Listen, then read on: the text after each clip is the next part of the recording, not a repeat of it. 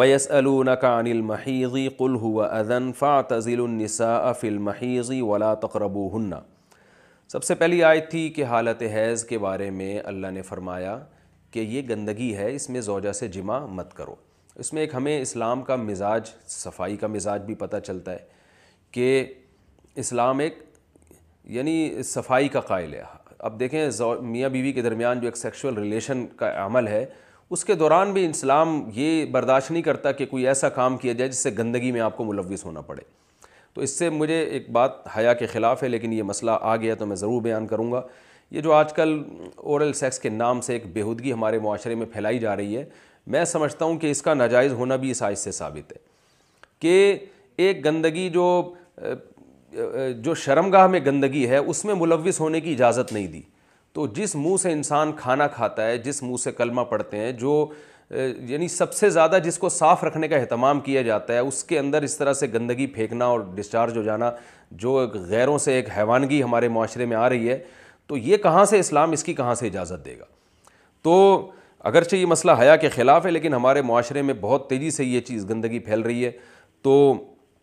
اس لیے یہ جو ہے میں سمجھتا ہوں کہ اس موقع پر اس مسئلے کو بیان نہ کرنا بھی ایک قسم کی خیانت ہوتی ہے علمی۔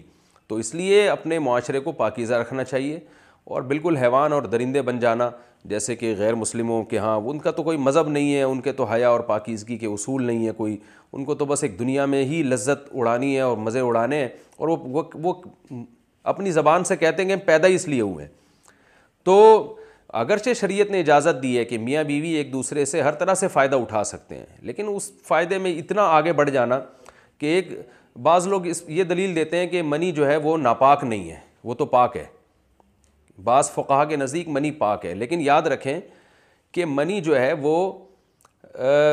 صحیح قول کے مطابق اگر آپ دلائل دیکھتے ہیں تو منی بھی ایک ناپاک چیز ہے۔ تھوڑی دیر کے لیے فرض کر لیں اگر پاک بھی ہے، تو یاد رکھیں ہر پاک چیز طیب اور طاہر یعنی طیب نہیں ہوتی، وہ خبائث میں داخل ہوتی ہے۔ بہت سی پاک چیزیں ایسی ہیں جو خبائث میں، جیسے یہ ناک کی غلاظت ہے، اب یہ کوئی کھانے کی چیز تو نہیں ہے، حالانکہ پاک ہے، یہ کپڑوں پہ لگ جائے تو نماز ہو جائے گی۔ تو جو فقہا منی کو پاک بھی کہتے ہیں، وہ بھی کہتے ہیں کہ اس کا یہ حلال نہیں ہے، یعنی ہے یہ خبائث میں، اور اللہ نے خبیث چیزیں ہم پہ حرام کی ہیں۔ تو یہ خبائث میں داخل ہونے کی وجہ سے بھی اس کا اس طرح سے ملوث ہونا اور جو ہے وہ یہ بھی حرام ہے، ناجائز ہے۔ اور اگر آپ دلائل کی دنیا میں آتے ہیں تو منی کے ناپاک ہونے کے دلائل بہت مضبوط ہیں۔ سب سے پہلے قرآن مجید کی آیت ہے الم نخلقکم من ماء مہین، کہ ہم نے تمہیں غلیظ پانی سے پیدا کیا ہے، گھٹیا پانی سے پیدا کیا ہے۔ تو گھٹیا کے لفظ میں اس کے ناپاک ہونے کی طرف اشارہ ہے۔ جو فقہا کہتے ہیں کہ منی پاک ہے، جیسے ہمارے ہیں جو اہل حدیث حضرات ہیں وہ بھی اسی کے قائل ہیں، تو ان کی دلیل امی عائشہ رضی اللہ تعالیٰ عنہ کی حدیث ہے کہ کنت افرک المنی من ثوب رسول اللہ صلی اللہ علیہ وسلم ثم یصلی فیہ۔ امی عائشہ رضی اللہ تعالیٰ عنہ فرماتی ہیں، بخاری مسلم کی حدیث ہے کہ میں نبی کے کپڑوں سے منی کو کھرچ کے صاف کیا کرتی تھی۔ بعض دفعہ آپ کے کپڑوں پہ منی لگی ہوتی تھی تو وہ جم جاتی تھی تو کھرچ کے میں صاف کرتی تھی، اور آپ اسی میں بغیر دھوئے نماز پڑھ لیا کرتے تھے۔ تو یہ دلیل ہے۔ تو اس کا جواب یہ ہے کہ یہ جو کھرچنا ہے نا، کھرچنا یہ اس کی علامت ہے کہ ناپاک ہے، کیونکہ جب بھی کوئی چیز سخت ہو جائے اور جو ہے نا وہ جم جائے تو اس کو پاک کرنے کا طریقہ یہ ہے کہ اس میں پھر دھونا ضروری نہیں ہے۔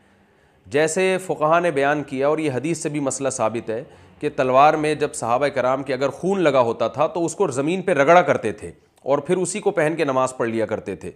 تو خون بھی حالانکہ ناپاک چیز ہے، قرآن سے بھی ثابت ہے، جمہور فقہا اسی کے قائل ہیں، تو صحابہ کرام اس کو رگڑ کے جو ہے وہ پاک کر لیا کرتے تھے، کیونکہ جو چیزیں جو نجاست جن کا جسم ہوتا ہے نا، وہ رگڑنے سے اپنی جگہ سے دور ہو جاتی ہیں۔ تو اسی طرح حدیث میں آتا ہے کہ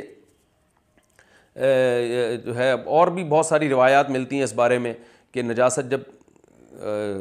یعنی اس کا کوئی جسم ہوگا تو رگڑنے سے وہ پاک ہو جائے گی۔ تو منی اگر کپڑوں پہ لگ جائے تو اس کو کھرچنے سے، کیونکہ اپنی جگہ سے ہٹ جاتی ہے وہ، تو اس لیے، اور اگر کوئی باقی مقدار رہ بھی جائے تو اتنی تھوڑی ہوتی ہے کہ معاف ہوتی ہے، تو اس لیے اس کو اس سے حدیث سے یہ استدلال کرنا کہ یہ پاک ہے یہ ٹھیک نہیں ہے۔ اور بھی بہت ساری احادیث ہیں جن میں امی عائشہ رضی اللہ تعالیٰ عنہ فرماتی ہیں کہ میں باقاعدہ دھویا کرتی تھی منی کو، یہ بھی بخاری مسلم کی حدیثیں صحیح حدیثیں۔ تو حدیثوں میں ہمیں دونوں طرح سے ملتا ہے کہ کھرچنا بھی ملتا ہے اور دھونا بھی ملتا ہے۔ ایسی کوئی حدیث ہمارے پاس نہیں ہے جس میں آتا ہو کہ وہ اسی طرح کپڑوں پہ لگی ہوتی تھی اور بغیر کھرچے آپ صلی اللہ علیہ وسلم نماز پڑھ لیا کرتے تھے، ایسی کوئی حدیث نہیں ہے۔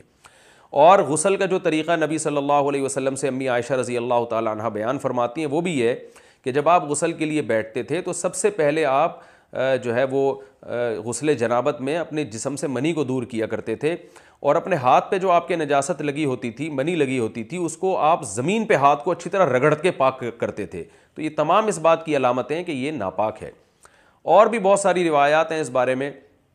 عقل کا تقاضا بھی یہی ہے کہ مزی جو ٹرانسپیرنٹ پانی ہوتا ہے نا، وہ نکلنے سے وضو فرض ہوتا ہے، اور منی کے نکلنے سے غسل فرض ہوتا ہے۔ اب مزی کے ناپاک ہونے پر تو سب کا اتفاق ہے، تو اب کیسی بات ہے کہ جس کے نکلنے سے وضو فرض ہو رہا ہے وہ تو ناپاک ہو، اور جس کے نکلنے سے غسل فرض ہو رہا ہے وہ پاک ہو؟ تو اس لیے اس میں بھی امام حنیفہ رحمہ اللہ اور امام مالک کے دلائل بہت مضبوط ہیں کہ منی ایک ناپاک چیز ہے، کپڑوں پہ لگ جائے گی تو نماز ادا نہیں ہوگی۔ بہرحال پاک ہو یا ناپاک ہو، دونوں صورتوں میں اس کا اورل سیکس کے ذریعے جو ہے اس طرح یعنی اس طرح کا استعمال کہ وہ منہ اس سے ملوث ہوتا ہو، یہ تو بالکل ناجائز عمل ہے۔ تو یہ بھی ایک پہلی علمی نقطے کی بات ہمیں ان آیتوں سے یہ پتہ چلتی ہے۔ اور آگے اللہ نے ارشاد فرمایا ان اللہ یحب التوابین و یحب المتطہرین، اللہ توبہ کرنے والوں کو بھی پسند کرتا ہے، پاک صاف رہنے والوں کو بھی اللہ تعالیٰ پسند کرتا ہے۔ تو لباس کی پاکی، جب